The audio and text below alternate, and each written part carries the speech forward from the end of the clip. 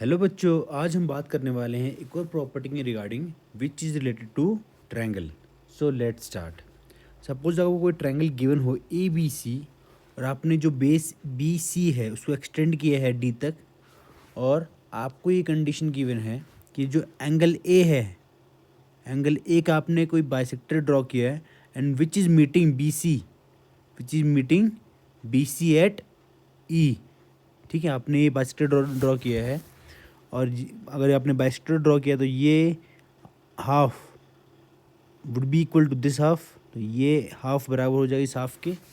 ठीक है, अब आपको ये प्रॉपर्टी में क्या याद रखना है, in this case angle A B C, जैसे एंगल ए बी सी मतलब दिस एंगल, ठीक है, और एंगल ए सी डी ये वाला एंगल, ठीक है, we are concern about this two angles including the third one also, उसमें मैं ड्रॉ कर देता हूँ।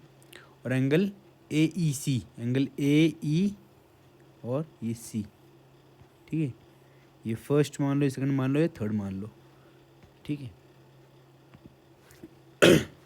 तो इस केस में क्या होगा, angle A B C plus angle A C D, आप इस एंगल को जब ऐड करेंगे और इस एंगल को ऐड करेंगे, that would be equal to twice of angle A E C, that would be equal to twice of A E C, इसके।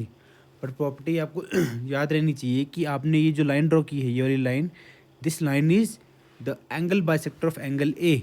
ओके, तो दिस इज द प्रॉपर्टी जो आपको याद होनी चाहिए।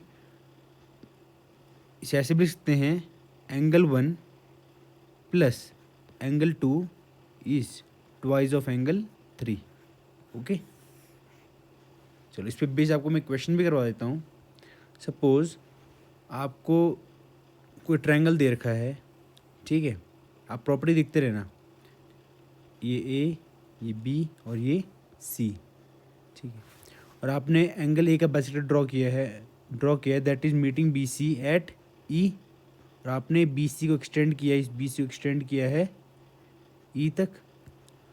अगर आपको गिवन है ये, मतलब एक सब कंडीशंस आपको गिवन है, अब आपको कुछ वैल्यूज़ गिवन है, ए बी सी आपको ये 40 दे रखा हो, ठीक है, और ए ई सी और ये आपको क्या दे रखा हो 70, तो आपको ए सी डी, आपको ए सी ई फाइंड आउट करना है, आपको ये फाइंड आउट करना है।